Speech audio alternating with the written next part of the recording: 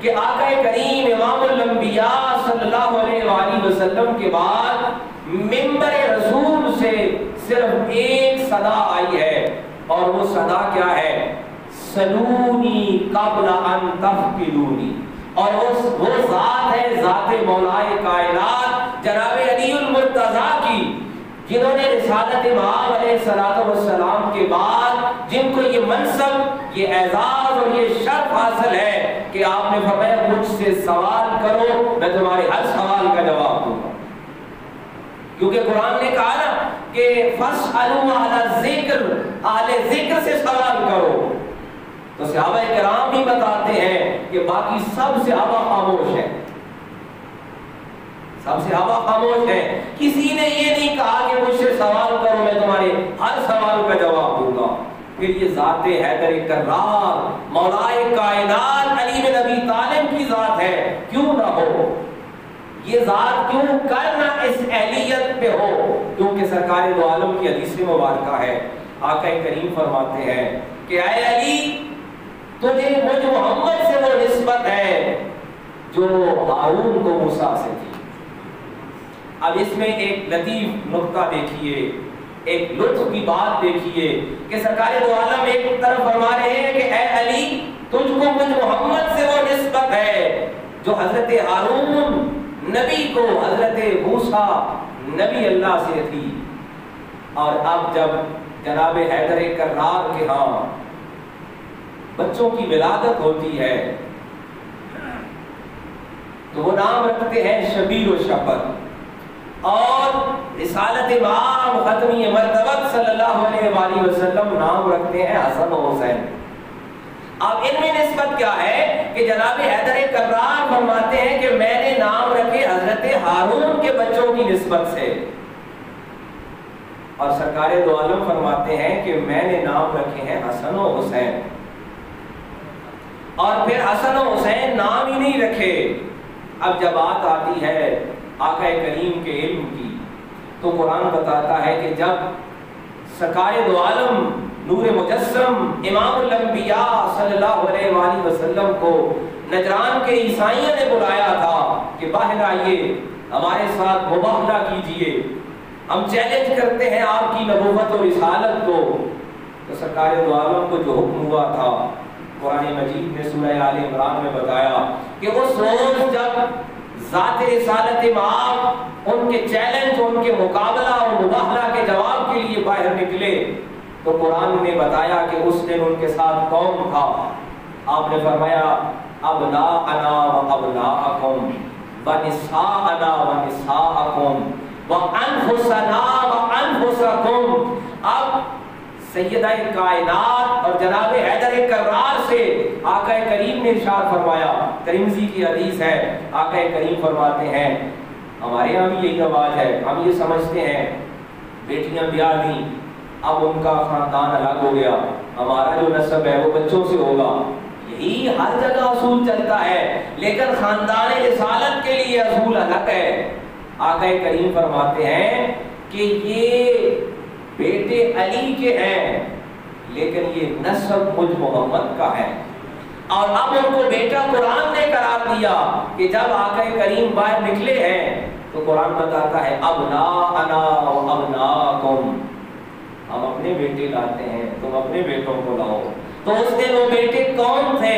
وہ جناب حسنین کریمین ہیں، حسن و حسین ہیں، جو آقا کریم امام الانبیاء صلی اللہ علیہ وآلہ وسلم کے ساتھ مباہلہ کے لیے نکلے ہیں۔ اب دیکھیے علم مصطفیٰ کہ مقابلہ ہے عیسائیوں کے علماء سے، اور آقا کریم حسن و حسین کو لے کر نکل رہے ہیں۔ اب تربیت کہاں پہ ہو رہی ہے؟ اب تربیت کا عالم دیکھیے جناب امام حسن و حسین کا، تربیت کا ایک تو ہو گیا نا کہ آپ کی پیدائش کا جو معاملہ ہے، آپ کے جو نسب کا معاملہ ہے، آگے دیکھیے کہ آپ کی تربیت کہاں رہی ہے۔ ایک صحابیہ بتاتی ہیں کہ میں ایک روز سیدہ کائنات مخدومہ کائنات لخت جگر رسول اللہ سیدہ فاطمہ الزہرا کے گھر گئی، آپ چکی پیس رہی ہیں، میں دیکھتی ہوں کہ جناب امام حسین علیہ السلام کا جھولا بغیر کسی بندے کے موجودگی کے وہ ہل رہا ہے۔ اب وہ یہ واقعہ آقا کریم نبی کریم صلی اللہ علیہ وآلہ وسلم کی بارگاہ میں سناتی ہے، تو حدیث کی کتب میں، سیرت کی کتابوں میں واقعہ موجود ہے۔ آقا کریم مسکراتے ہیں، تبسم فرماتے ہیں آج سیدہ کائنات کا روزہ ہے، اور وہ چکی پیس رہی ہے روزے کی حالت میں، اور آسمان سے فرشتے آ کر جناب امام علی مقام کا جھولا جھولا رہے ہیں، جن کی تربیت یہاں ہو رہی ہے۔ آقا کریم صلی اللہ علیہ وآلہ وسلم ایک موقع پر اپنے پاس بلاتے ہیں اور فرماتے ہیں کہ میں نے امام حسن مجتبی علیہ السلام کو سیادت دی ہے، سید قرار دیا ہے۔ یاد رکھیے، امام حسن مجتبی کائنات کی وہ پہلی ذات ہیں، پہلی شخصیت ہیں جن کو نبی کریم آقا کریم صلی اللہ علیہ وآلہ وسلم نے سید قرار دیا ہے۔ اور فرماتے ہیں میں نے اپنے بیٹے، حضرت سیدہ فاطمہ پوچھتی ہیں یہ حسن تو بڑا ہے، اس کو آپ نے سید کہا ہے، یہ چھوٹا ہے حسین، اس کو کیا دیں گے؟ آپ اس کو سینے سے لگاتے ہیں اور فرماتے ہیں اس کو میں نے سخاوت بھی دی ہے، شہادت بھی دی ہے۔ اب جناب امام علی مقام کی سیرت نگار لکھتے ہیں، مسئلہ یہ ہے نا کہ ہم نے امام علی مقام کو ان کی پوری زندگی سے نہیں پڑھا۔ امام علی مقام کی سیرت پہ جب لکھا گیا تو سیرت نگار لکھتے ہیں کہ جب مدینہ منورہ میں آپ کا مشغلہ یہ تھا کہ دن رات کی نماز اور ریاضت و عبادت کے بعد، تلاوت اور تسبیح کے بعد کا جو وقت تھا، وہ آپ کا معمول یہ تھا کہ مدینے والے آپ کو ابو المساکین کہتے تھے، مسکینوں کے باپ، مسکینوں کے باپ۔ وجہ کیا تھی کہ مدینے کے جتنے مسکین تھے جن کے گھر میں کھانا نہیں، امام حسن امام حسین علیہ السلام یہ فرماتے، ان کا عمل یہ تھا شہد اور روٹی اس کو مکس کر کے ایک، آپ کہہ لیں کہ ایک خاص خوراک تیار ہوتی، اس کو پھر ایک برتن میں ڈال کے اپنے کندھے پہ اٹھا کر مسکینوں کے گھروں میں لینے جاتے، اور مدینے والے آپ کو ابو المساکین کہتے کہ مسکینوں کے باپ۔ اب یہ امام حسین کی زندگی کے ایک طرف تربیت امام الانبیاء کے پاس، ایک طرف سیدہ کائنات کے پاس، اور ایک طرف حیدر کرار مولائے کائنات کے پاس۔ اب جب ایسا حسین تیار ہوتا ہے، جب ایسا حسین تیار ہوتا ہے تو پھر اس کا مقابلہ اس قدر خبیث، اس قدر ناپاک اور نیکس یزید سے قرار پاتا ہے۔ یاد رکھیے، جتنا بڑا منصب ہوتا ہے، جتنی بڑی شخصیت ہوتی ہے، اس قدر ہی آزمائش و امتحان ہوتا ہے۔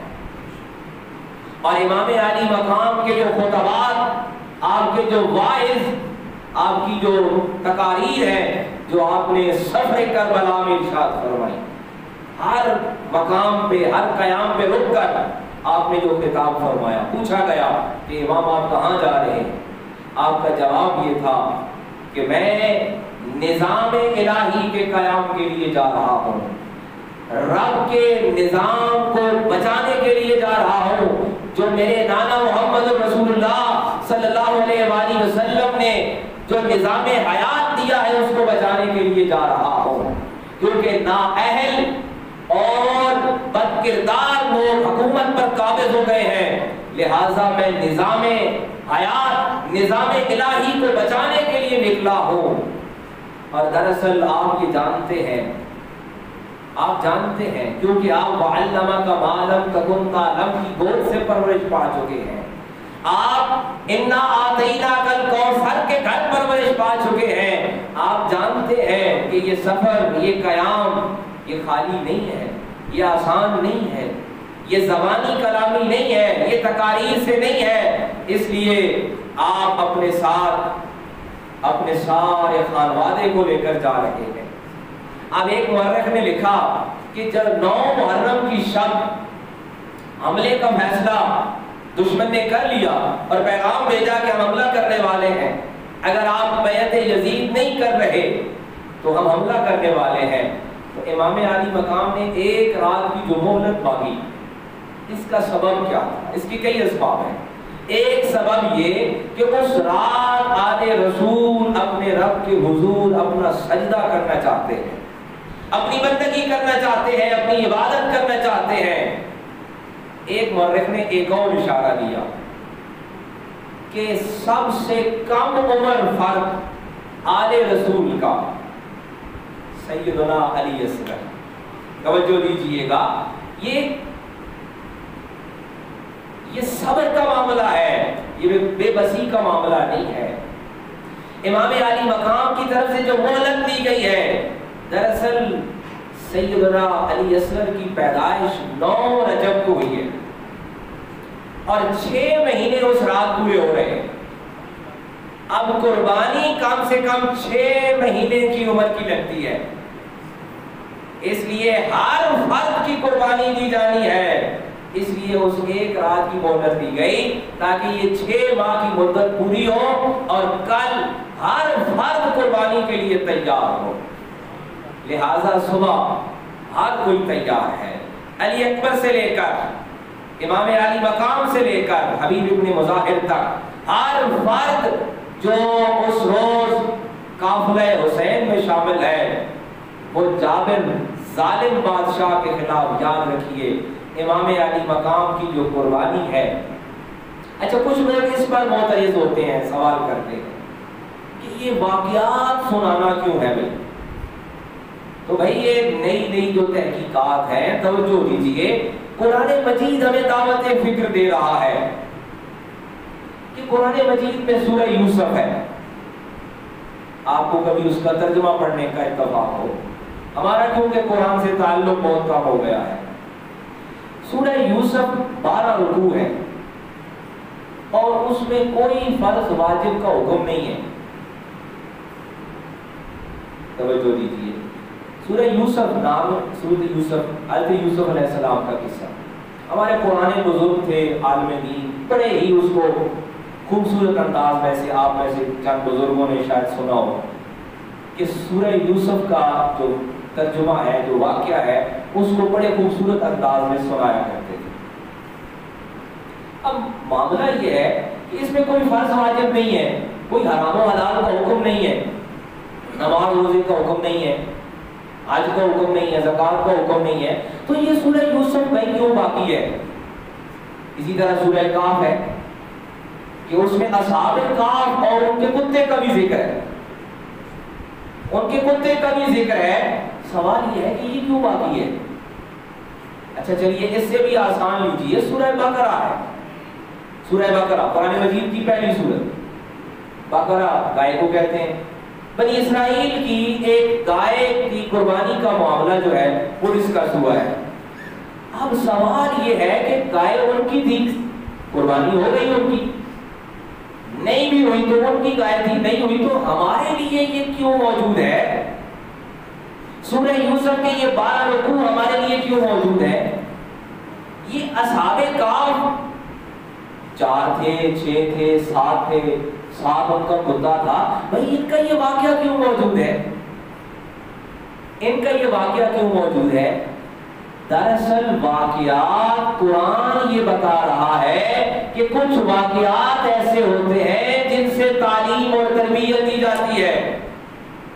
سورہ یوسف میں ہم نے کوئی حلال و حرام کا حکم نہیں پڑھا، کوئی واجب اور فرض کا تغیر و تبدل ان کا فرق نہیں پڑھا گیا، لیکن سورہ یوسف موجود ہے، سورہ یوسف قرآن مجید میں موجود ہے، سارا واقعہ ہے۔ حضرت یوسف علیہ السلام یوں بکے، یوں گئے، یوں ان کو مال میں لے جایا گیا، یوں ان کو بازار میں لے جایا گیا، کنویں میں پھینکا گیا، ان کو خریدا گیا، بیچا گیا، یوں ان پہ مال میں تشدد کیا گیا، یوں ان کی قمیض کا ذکر ہے۔ بھائی توجہ دے رہے ہیں، حضرت یوسف علیہ السلام کی قمیض آگے سے پھٹی یا پیچھے سے پھٹی، یہ بھی ذکر ہے۔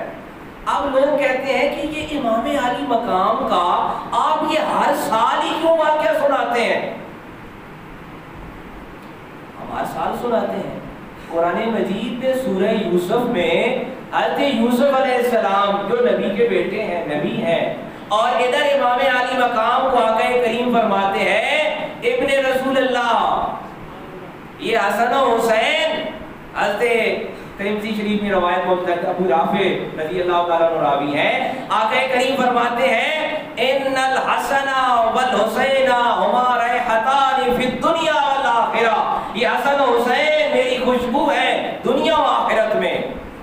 اور حضرت مولا کائنات کو مخاطب کر کے فرماتے ہیں کہ تیرے گھر پیدا ہوئے ہیں لیکن یہ نسب میرا ہے، یہ نسب میرا ہے، فاطمہ یہ تیرے گھر پیدا ہوئے ہیں لیکن یہ ذریت میری ہے۔ یہ واقعات سنانا بھی یہ قرآن کی سنت ہے، یہ رسول کے گھرانے کا تذکرہ کرنا۔ اچھا بھئی رسول کے گھرانے کا تذکرہ تو ہو گیا، اب ہم نے تذکرہ سنایا کہ امام علی مقام گئے، ہاں یاد رکھیے امام علی مقام کا تذکرہ ہونا چاہیے، لازم ہونا چاہیے۔ فرض کر لیں کہ آپ 5 سال 10 سال یہ تذکرہ ختم کر دیں، اللہ معاف کرے آج جو حالات چل رہے ہیں اور ہمارے جس طرح سوشل میڈیا پہ حالات چل رہے ہیں، اب لوگوں کا ذہن اس سطح تک لادینیت نے پہنچا دیا ہے کہ لوگ کہتے ہیں یہ سارا افسانہ ہے۔ کل میں خود ایک پڑھ رہا تھا، کسی بدبخت نے یہ لکھا کہ یہ سارا افسانہ ہے۔ اچھا بھئی یہ سارا افسانہ ہے تو پھر آپ ایسے کیجئے کہ جو ان کے مد مقابل ہے آپ ذرا ہمت کیجئے، آپ ذرا ان کی ثنا خوانی اور ان کی تعریف کا ذرا اہتمام کیجئے، ذرا اپنے بچوں کے نام یزید رکھیے۔ اگر یہ سارا افسانہ ہے تو ذرا کوئی ہمت کرے نا، ارے بھئی ہمیں تو اپنے آباء و اجداد سے یہی ملا کہ آپ پرانے نام دیکھیے، میں کھلی سی بات کرتا ہوں، پرانے نام دیکھیے 40-50 سال پیچھے، غلام حسین، غلام حسن، غلام علی، کنیز فاطمہ، غلام فاطمہ۔ ارے بھئی ہمیں تو آباء و اجداد سے یہی ملا ہے، ہمیں تو ورثہ ہی ان سے ملا ہے، ہمیں تو جو دین اسلام ملا ہے وہ انہی سے ملا ہے۔ کیوں کرنا ہو؟ کیونکہ یہی تو وہ ہے جن کے لیے قرآن نے کہا تھا کہ ابناءنا و ابناءکم ونساءنا و نساءکم، یہی تو وہ حسنین کریمین کی مبارک ذات ہے جن کے بارے میں رب نے قرآن میں کہا تھا کہ آج جب رسول اللہ نکلیں گے تو ان کے ساتھ ان کے بیٹے ہوں گے، ان کے ساتھ ان کے بیٹے ہوں گے۔ تو آج جو لوگ امام حسین علیہ السلام کے تذکرے سے پریشان ہیں انہیں چاہیے کہ پہلے قرآن مجید کا ترجمہ پڑھیں، قرآن مجید کا ترجمہ پڑھیں، سورہ بقرہ کا ترجمہ پڑھیں، سورہ یوسف کا ترجمہ پڑھیں، سورہ کہف کا ترجمہ پڑھیں، اور اس میں اصحاب کہف کے کتے کا تذکرہ پڑھیں۔ پھر آپ کو پتا چلے کہ ان تذکروں سے کیا ملنے والا ہے۔ اب اس ایک بات کے ساتھ میں اپنی بات ختم کر رہا ہوں۔ جب 10ویں محرم شہادتیں ہو گئیں، اور یاد رکھیے میں نے جیسے بتایا عرض کیا کہ آل رسول کے ہر فرد نے مردانہ جرات کے ساتھ اپنی قربانی دی ہے، بے بسی کے ساتھ نہیں، بے بسی کے ساتھ نہیں، بلکہ ہر ایک نے بڑھ بڑھ کے قربانی دی ہے، حتیٰ کہ علی اصغر کی قربانی کے لیے 9 محرم سے 10 محرم ڈیلے کیا گیا، کیونکہ اس رات علی اصغر کی عمر 6 ماہ پوری ہو گئی تھی، اور کم سے کم قربانی دین اسلام میں 6 ماہ کی لگتی ہے، لہذا علی اصغر کی قربانی کے لیے اس کو ڈیلے کر کے 10 محرم کیا گیا تاکہ صبح ہر فرد قربانی کے لیے اہل ہو۔ اب جب ایک بات میں عرض کر رہا ہوں کہ جب یہ قربانی ہو گئی، اب ہمارے لیے اس میں سبق کیا ہے؟ یہ سب سے اہم ہے، یہ سب سے اہم ہے کہ ہمارے لیے اس میں کیا ہے۔ پہلی بات جو میں نے عرض کی، جہاں سے میں نے آغاز کیا کہ امام علی مقام جیسا، کون امام علی مقام؟ جن کی پرورش سیدہ کائنات فاطمہ الزہرا کے ہاں ہوئی، جن کے بعد جناب حیدر کرار جو فرماتے ہیں سلونی قبل ان تفقدونی، اور جن کے بارے میں امام الانبیاء فرماتے ہیں ہمارے خطام، اور جن کے بارے میں آقا کریم فرماتے ہیں، صحابی رسول فرماتے ہیں کہ ایک دفعہ ہم آقا کریم کے ساتھ مسجد نبی سے باہر نکلے، آقا کریم جیسے ہی حضرت سیدہ فاطمہ الزہرا کے دروازے کے قریب سے گزرے نا، تو آواز آئی رونے کی. آقا کریم دروازے سے ہی بلاتے ہیں فاطمہ حسین رو رہے ہیں اور تم جانتی ہو کہ حسین کا رونا مجھے اذیت دیتا ہے. حسین کا رونا مجھے اذیت دیتا ہے. اس کو سیاستہ کے راویوں نے اس حدیث کو نوٹ کیا ہے. آگے دیکھیے جو میں بات عرض کر رہا ہوں کہ جب شہادتیں ہو گئیں، سر کٹ گئے، نیزوں پہ چڑھ گئے اور تلاوت قرآن جاری ہے. تلاوت قرآن جاری ہے. اب یہ جملے ذہن نشین کرنے والے ہیں. ایک تو سر کٹا کہاں پہ تھا؟ سجدے میں. کہاں پہ کٹا تھا؟ سجدے میں. اب حدیث پاک ہے، آقا کریم فرماتے ہیں ہر ایک کو اس کی حالت میں بروز حشر اٹھایا جائے گا. ہر ایک کو اس کی حالت میں بروز حشر اٹھایا جائے گا. ایک صحابی نے پوچھا یا رسول اللہ کہ ایک بندہ بین بجاتا مر گیا، فرماتے ہیں اس کو بین بجاتے زندہ کیا جائے گا. اب یہ تو اس حدیث کے الفاظ ہو گئے، اس وقت یہ واقعہ نہیں تھا. ہاں بھائی اب سب ہم نے سمجھ لیا کہ ہر ایک نے بروز حشر اسی حالت میں اٹھنا ہے جس میں موت آئی. تو امام حسین سجدے میں سر کٹا رہے ہیں، لہذا آپ نے بروز حشر اسی سجدے کی حالت سے اٹھنا ہے. اب جو میں بات عرض کرنے والا ہوں کہ جب یہ سر نیزے پہ چڑھ گئے، ایک بازار سے گزرے، کیونکہ بازاروں سے گزارا گیا. آج لوگ کہتے ہیں کہ نہیں یہ یزید نے تو نہیں کیا تھا، یہ اس نے نہیں کیا تھا تو پھر اور کس نے کیا تھا؟ جو بازاروں میں پھرایا گیا. تو ایک بازار سے گھماتے ہوئے جب لے جا رہے ہیں تو ایک بندہ ایک بازار سے گزرتے ہوئے ایک چھت پہ سورہ کہف کی آیت تلاوت کر رہا تھا. ان اصحاب الکہف، کہ اصحاب کہف کا جو قصہ ہے نا یہ بڑا عجیب ہے. اتنے میں ایک نیزے پہ سر چڑھا ہوا اور سواریوں پہ، اس سے آواز آئی کہ اصحاب کہف سے زیادہ ہمارا قصہ عجیب ہے. اصحاب کہف سے زیادہ ہمارا قصہ عجیب ہے. وہ شخص قرآن بند کر کے پوچھتا ہے کہ یہ سر نیزے پہ چڑھا ہوا ہے، آواز آ رہی ہے، کون ہو بھائی؟ تو جواب آتا ہے کہ میں حسین ابن علی ہوں، سبط رسول ہوں، نواسہ رسول ہوں. تو حاضرین مکرم، سامعین مکرم، امام علی مقام کا تذکرہ ہونا چاہیے، آپ کے واقعات کا تذکرہ ہونا چاہیے، لیکن استقامت حسین کا یاد رکھیے، صبر حسین کا، استقامت حسین کا، کہ سر سجدے میں کٹا ہے نماز سے بھاگنے والوں، اور قرآن کو بند کر کے الماریوں میں رکھنے والوں، وہ نیزے پہ چڑھ کے بھی تلاوت قرآن